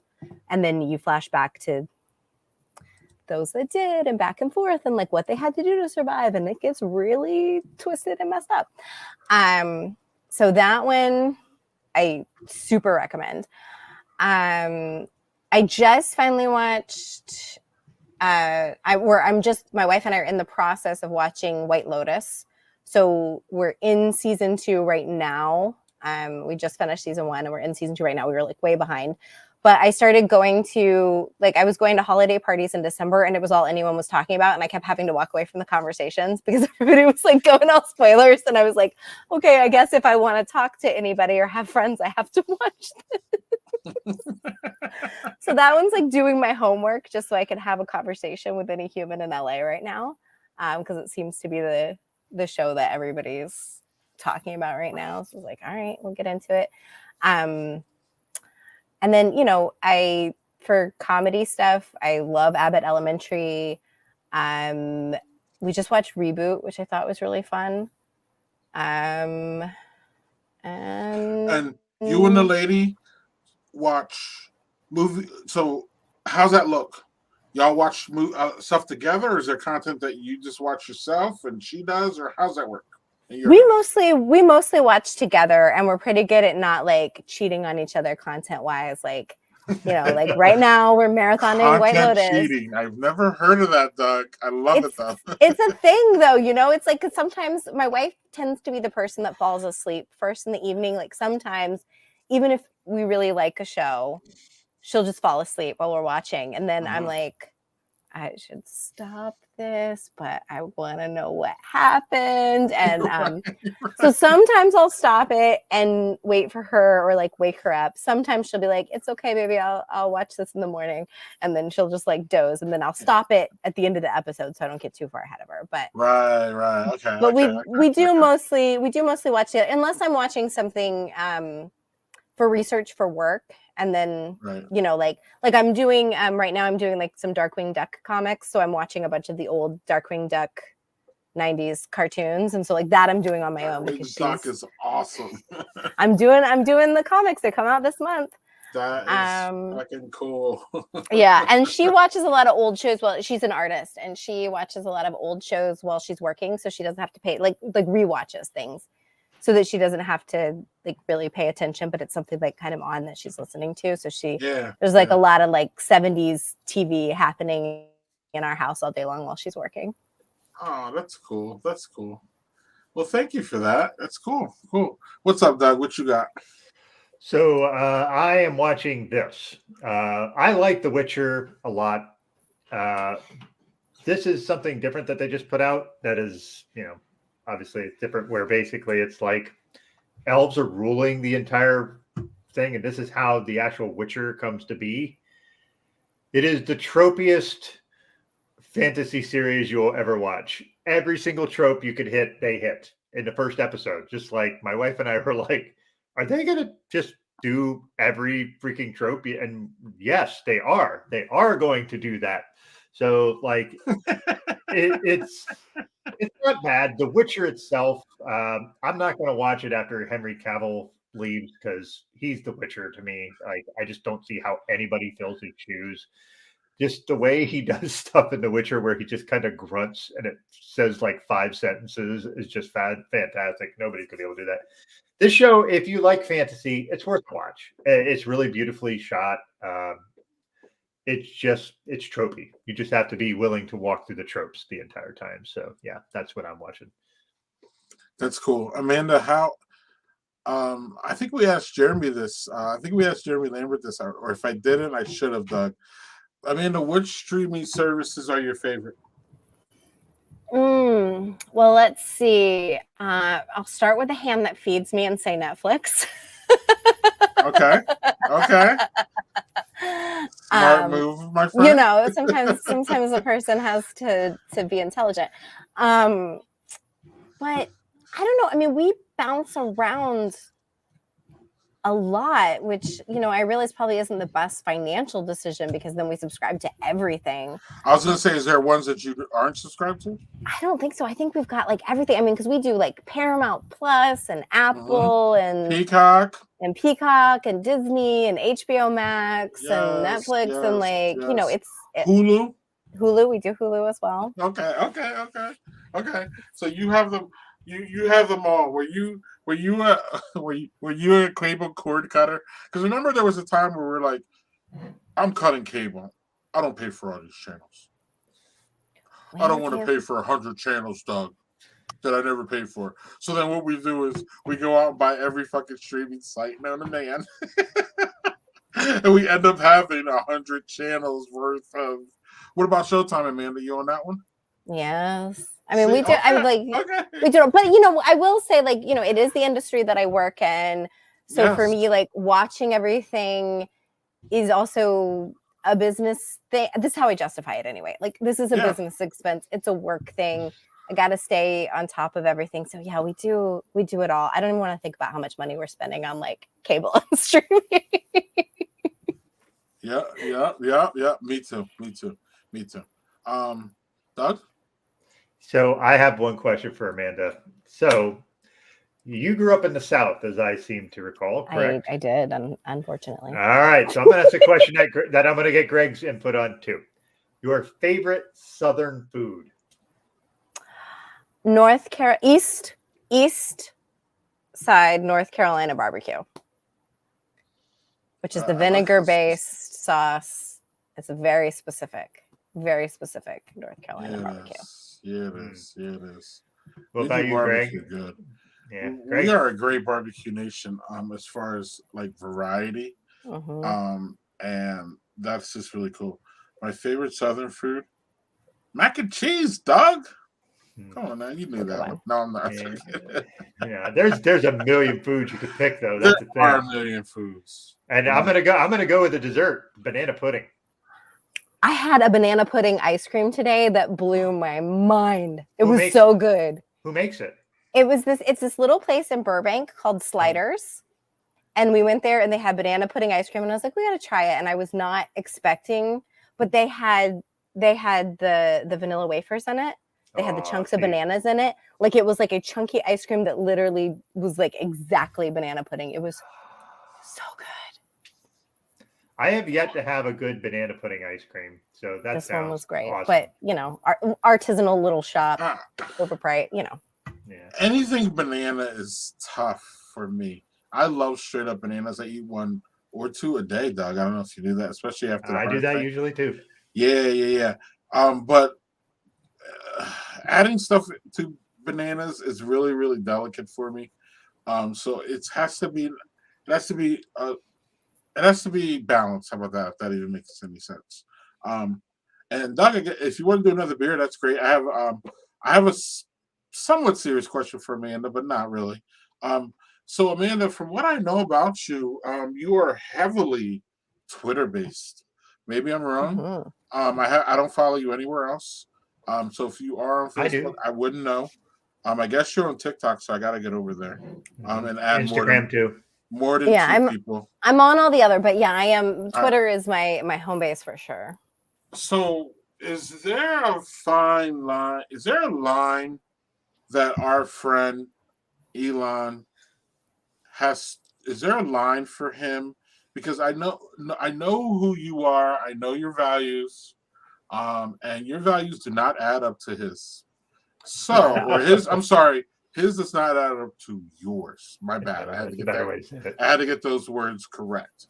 So, is there a line that is drawn by you that you would leave Twitter, or just how's your feelings about the platform now that he's taken over to it? Because Doug and I have discussed whether we want to stream our things there, because do we want to be helping this dude pull the destruction that he's doing and being the asshat that he is, because it seems like he's even gotten more asshattery as we've gone here. In fact, he has, in my opinion. Yeah, it's a deep and complex question, and it's definitely something that I've thought a lot about in the last few months. Okay. Where I am right now, and I don't know if I will continue to be there, but where I am right now is I'm like, I was here first. I built a community. I've put in years of work and like made something that I like there. And I don't know that it feels fair to me to let him win, that because he's a douchebag, he gets to take that for me. Mm-hmm. It feels to me like you don't get to shut me up, because what does that do? Then I go away, then that voice and that point of view, then that is gone. And then it's just more of his sycophants creating that. Like for me right now, that's what I feel like is like, I feel like it's very important to have voices and perspectives and community that aligns more with the values that I have, that are not necessarily the shared values of his, and to not just let him get to like, because I paid money and I took this over, now it just gets to be my message and I get to take all this away. Like that's how I feel about it now. Okay. I don't know if there will come a point where it'll just be too much and I'll be like, I just can't do this. But like right now it feels like a form of saying like, no, fuck you. But I don't know if it'll stay there. Okay. So I'm going to paraphrase you. I don't hear a line yet, but there could be a line, but you don't see it yet. And you feel that you are doing good by being there and being a voice of reason in his insanity shit. And I completely agree with that. Doug, do you have any comment? No, I think I'm with Amanda on this. I really toyed with the idea of just leaving. I mean, I haven't built up a community like you have. I have a few DM rooms that I'm in there that are fun, but it's not anything where it's problematic. It's just a lot of silly shit, and I enjoy that to pop in here and there. I mean, I've blocked enough people that I kind of see the feed that I want. I mean, some dumb shit pops in here and there, and then I block it or mute it or whatever. And you can curate it to where it feeds a lot what you want to see. I tend to see a lot of news on there, which is, seems weird to see it on a app like that, but there's a lot of times I see stuff in there that I don't see anywhere else. For sure. So it's also, if you're going to look at like the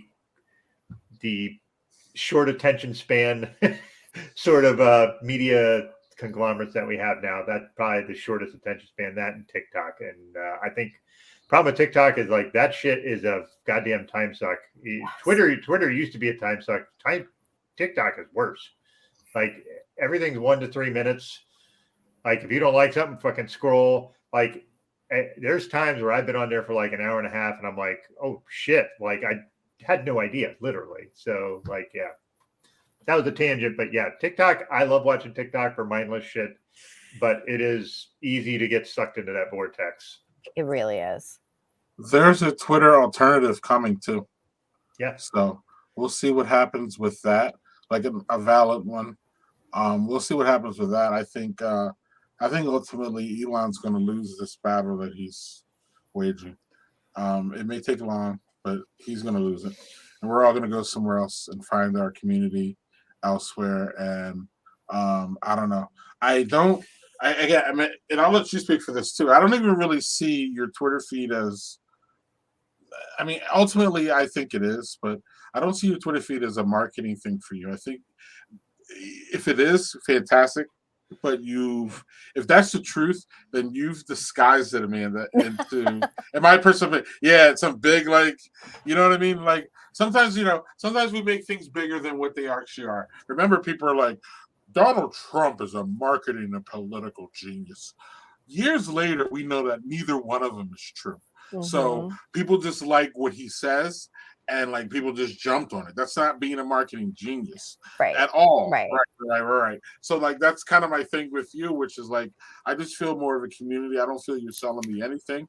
I do, you do talk about your stuff, but I don't feel it doesn't feel like a sell, and it doesn't feel to me that without Twitter you wouldn't be the person that you are, if not better. Because then you would be spending less time on that shit and doing other shit. But your words, not mine. I'm not trying to come at you. It's true. No, yeah, I think you're right. It's not. I mean, for me, obviously, I do, like you said, like I do post about when I have like something coming up or whatever. But I definitely use it more as like communication and community than anything else. And for me, that's fun. It's like a fun way to connect with a lot of people. Sure. And again, you are great at that, and we want to continue that. And that's kind of one of the sad things about Twitter is that seeing some of the good content producers or people who are just there just to generally engage with people, as opposed to just selling me. Selling me is cool, and I got it, but like getting that engagement with people is what I really look for more. And you're one of those people, so it would be a sad day if you left Twitter, but I would probably end up following you somewhere else too. But Twitter's just so unique. I think that's one of the silver linings of this whole Elon thing is that it actually showed how unique Twitter is, and how when everybody started to be like, "Oh, I want to leave it," there was really no alternative, and like that's when you know that Twitter is for those who don't like it. I got it. But it's just a special place. Like Instagram's a special place too. It really is. But it's just different. And it's not you can build your community there, you can have engagement, you can talk about things that are important to you, but it just doesn't grab me as much as Twitter does. So I'm hoping for again a Twitter alternative at some point, because people are just leaving Twitter and not being there just because they were just frustrated with Elon, and I get that. But it just sucks that a place that I feel like at home and I have some people there that I could talk to, it's just frustrating. And I figured I wanted to give you a chance to talk about that, because I know that given the content that you put out there and the time that you spend on them, I wanted you to talk about just any kind of frustrations. So I don't know if you want to say anything more about that, but we can move on. Yeah, no, I totally agree. And I think for me, like I'm a word person, so I think that's why Twitter is the platform that appeals to me the most. I'm a visual person. I enjoy visuals, but like, Instagram's very like photo and video oriented. TikTok is very video oriented. Like I like about Twitter that it's like the actual like word interactions that we're writing stories and conversations with one another. And to Doug's earlier point, that it feels like less of a time suck because I can just like read a few tweets and then go back to what I'm writing. Whereas like if I get on TikTok and start watching videos, it has been half an hour before like I realize it. And then I'm like, oh, I just meant for this to be like a quick little brain break. And now I've lost my day. So, yeah. Yep. And y'all are telling me the reason why I don't get on TikTok. I told this Doug. Doug, that's always been my argument with Doug, is that I will just lose myself and lose literally 4 hours and I think TikTok too has that element of like people get on there knowing that they have to be engaging, if that makes sense. So then whereas Twitter, I don't have to be engaging. I'm going to retweet dumb shit. And if you like it, you follow. If you don't, you unfollow. I don't care. I really don't care. I'm not there to entertain you. Whereas TikTok is more of like, I don't know. I click on it and I'm like, all right, I'm going to see something good and funny here now. You know what I mean? And then like I told Doug, the thing I didn't like about TikTok is that I couldn't like find a way to just play videos. Like I just want a video to show up, 30 seconds done. I want the next one from that next person. I want to go through all of your shit. Like I'm a binger. Sorry, Doug and I go through back and forth to this one. I'm a binger. I'll watch 8 episodes of Love is Blind and I'll go to sleep at like 7 in the morning. And then Doug will be like, what? I've been trying to get a hold of you. It's noon. Well, I was up all night until 6 a.m. watching Love is Blind after you motherfucker told me that it was out. Or the Circle too, Amanda. Doug's like, did you see the Circle? It just came out. And I'm like, it's so dumb. And I'm like, motherfucker, it only has 4 shows. It has to have like 8 so I can get through 8 because I can't stop watching, Amanda. I'm that binge person. So, right. Maybe that's why I don't like movies, though, because they're so short. Maybe I need to like binge movies or something. I don't know.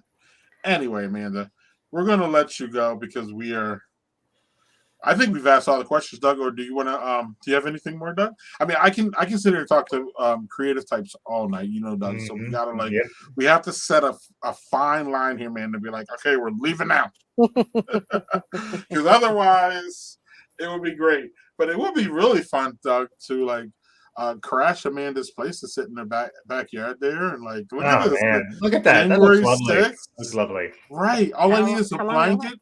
Do you got a little fire pit? I do. I have a little fire pit over here. Oh, and I got a blanket, and there's a pool over here, but it's not heated, so you have to wait. My goodness! Until the summer, but then we're crashing. That's it. But in January, because if we crash in like July, we'd probably be like trying to get in that house at that point. Yeah, well, because then it's over 100 degrees, and then that's a whole other thing. Right. Yeah. Well, Amanda, so unless Doug has anything more, Amanda, please tell us in a concise manner, and I know it might be hard, your upcoming projects. And the reason why it's going to be hard to be concise is because you have so many, lady. So what's coming out? What should we be looking forward to in 2023 from you? Okay, well, I'm just going to keep it to this month then to keep it concise. No. Which is you got a lot coming out this month. I got a lot coming out this month. Okay, cool. But I'm just saying you can go as far as you want. I'm just trying to get you out of here because you're a professional. If you want to sit here an hour and talk about your stuff, Doug's got another beer. I can get another one. I'm the one who was 15 minutes late. I owe you. We're good. No, okay, we're good. Hey, we're good. I don't want to rush you, but at the same time, I don't want to keep you longer than we need to. But if I prefer that you get everything out, so you go. Very sweet. Let's see. Well, next week I've got Batman and Scooby-Doo coming out in the comics. This month I also have another Star Wars hyperspace story comic coming out. So the first one that I did was Obi-Wan and Anakin. This one is a Chewbacca and Rey adventure. So these are these are comic books. Yes, these are comic books. Physical comic books. So look for them at Amazon and anywhere we get our books? Yes, and any like comic book store, anywhere you get your books. Okay.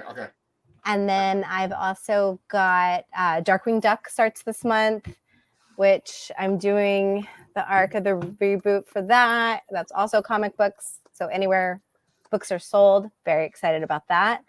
And later this year, I'm doing a Rocket and Groot graphic novel for Scholastic. So that'll be out in the fall, which is my first Marvel thing. So I'm excited about that. Nice. Rocket and Groot from Guardians of the Galaxy. Rocket the raccoon. The raccoon and Groot, the tree. I'm not familiar with Guardians that well. My kids make fun of me, but okay, so that's a Guardians comic book. Yes. Okay. So that's another graphic novel. I think those are the only things that I'm allowed to talk about right now. So I think that's it. Okay. And then do you want to tell us, is there a difference between comics and graphic novels? How do you see that? The difference, I think, is just that the comic books are the single issues, so that's the smaller floppies, and then a graphic novel is the collection or a whole big story that's like novel length. So the real difference is just length. But people also use the words interchangeably, and that's totally fine. Doug? All right. Yeah. So, Amanda, just thanks for jumping on again. I hit you up last year and I was like, where would you like to have it? And you're just like, yeah, that'd be great. And then it was just like, you had a million things going on and, but I'm glad we were able to get you back on here to talk. And, when we have more stuff from you, we definitely would love to have you back again so we can talk more about that stuff because it'd always be fascinating. And, it'd be wonderful to have you back. Any public appearances? Great question. The only convention that I know of is going to be in May in Lake Como, Italy. There's a Lake Como Comic-Con, and that they were like, "Do you want to go?" And I was like, "God, let me think about that for 10 seconds." Yes. Yeah, that was a quick yes. So that's the only appearance that I know, but there will absolutely. I'm family or professional or both. This one is professional, but it's with the whole family, so that's exciting. Okay. So you're taking them. Okay, cool. That's really the question. Going. So it'll be both at some point, and you'll do family things and professional things. Exactly. That is really awesome. Did you see Glass Onion yet? Yes, I just watched it this week. What impressions? I could talk about Janelle Monáe all day. Thank you, Greg. Thank you. They are amazing. So. I thought it was so much fun. Like I love a murder mystery. I enjoyed Knives Out. I'm reading through Agatha Christie novels right now just for fun. Like I love a murder mystery, so I had a great time watching it. Yeah. Manny enjoyed it. It was fun. I say it was more fulfilling and fun than the first one. I don't know if I really actually want to refuse to get into which one's better. They're both just really, really well done. But I felt the ending of Glass Onion just fulfilled me, and it just was so much fun. It was so much fun how that ended. Like, I can't say it enough. I won't spoil it for those spoilers, but the ending was great, and Janelle Monáe deserves any kind of nod. She's already won awards for it. She was the star of that thing. She's amazing too. And everybody they are amazing. I'm sorry, she's non-binary. I keep getting that wrong, but they are amazing, and love it. It was a super, super fun movie. I had a great time. All right, Amanda, we're gonna let you go. We thank you for hanging out with us on a Friday. I want to thank Doug for making it all happen. We're gonna have a beer maybe. Doug's not going to have his big beer at the end, so we're going to have a beer probably post-production if you would like to hang out with us. If not, we will see you the next time. We will look you up later this year, see what's going on. When is the trip to Europe? That's in May. Okay, because we're gonna want to hear about that though. For sure. I'll be it was so hard. When you're hanging so hard. When you have to let us know how George Clooney's villa is there on exactly. Well, because obviously he's gonna give me a personal tour because we're best friends. He seems like Hello. If he doesn't, what are we gonna do? I'm just gonna go knock. George, Jamal. Yeah, All right, fun. Amanda, you keep plugging and you keep killing it like you're doing, and we will enjoy your content. And I might bug you on Twitter if I forget Please do. what's going on. But follow her on Twitter. The link's down there, y'all. So if you ever want to know what's going on with the projects or when stuff's coming out. But yeah, the comic book area is so hot now. It's just crazy how it's rebounded. And I think that that's part of like I think the era that we're in, as far as a lot of this stuff's getting converted to movies and series like all the time. Amazon's doing what The Last of Us, Paramount, Halo. I thought Uh, was it at HBO Max? Maybe I'm wrong. yeah. There's another one they're doing. Yeah. Where they're taking the comic books into content, or even books like Reacher. And yeah, so you're just seeing that more and more, and we're just enjoying it. So as you crank those out, ultimately, hopefully, those become things that your buddies over at Netflix will take up or something like that. So yes, Amanda, thank you. I'm done talking. No, thank you. We're never gonna let her off, Doug. If I keep rambling on about how much we like her. Yeah. It's such a struggle hearing about how much people like me is the worst. Really, really, it's horrible. Stop. But Doug and I are such suckers for creative types and people who make. We are suckers of it, so we can talk to y'all for hours, and I don't know if it just shows because Doug and I love consuming this content. But we also love talking to y'all about the behind the scenes and the shit that y'all go through to be who you are. So thanks, Amanda. Hang out if you wish. If not, we will see you next time. And you need to take care. And yeah. Thank you. Cheers. You guys are the best. Cheers. Take care. Thanks, Amanda. Thank you. Love it. Mm-hmm. Love it. So I don't know, Doug, unless you have something else, it's time to wrap, right? Yeah. So I had one beer today. Long story short, we had a takeout snafu, and dinner did not show up here until like a half an hour before. So I was literally shoving food in my mouth before, so I didn't have enough capacity to be drinking these big ass beers that got sent to me from Revolution. So I just had an Infinity Hero, and I had two of them, and they were juicy, nice, big IPAs. Doug, you would like a little of it, not a big pour. It wasn't overly hoppy, but you had a Revolution IPA yourself, so. I did. I had Anti-Hero, which I've had in the show before. I really like it. It almost looks like an amber when you pour it. Not overly hoppy, but it's got some of it to it. It's just a really pretty good beer. It was really good beer. And I also had an NA, which was Ocean Under the Moon. Yeah. Which was they say it's their take on a barrel-aged stout. It tasted more like a porter to me, but a really good crushable porter. So this was really good. Just not as what they're advertising it as. So. Yes, everyone dies in Glass Onion, y'all. There's a spoiler. That's it. We told you. So there are 5 votes that are for McCarthy Griffiths. Yeah, so he said that McCarthy's going to have enough to get to 218. And the fact that it took him so long is going to make him so ineffectual that it won't matter. It's fine. Well, him being McCarthy is going to make him ineffectual, but that's another story for another time. Fair point. Right. Nobody likes him. Right. Well, just walking in, he's ineffectual because he's a dumbass. And that's my opinion. And I'm sticking to that. He's a complete and blithering idiot. So, anyway, thanks for the update, JHG. Another update is next week, Doug. Yeah.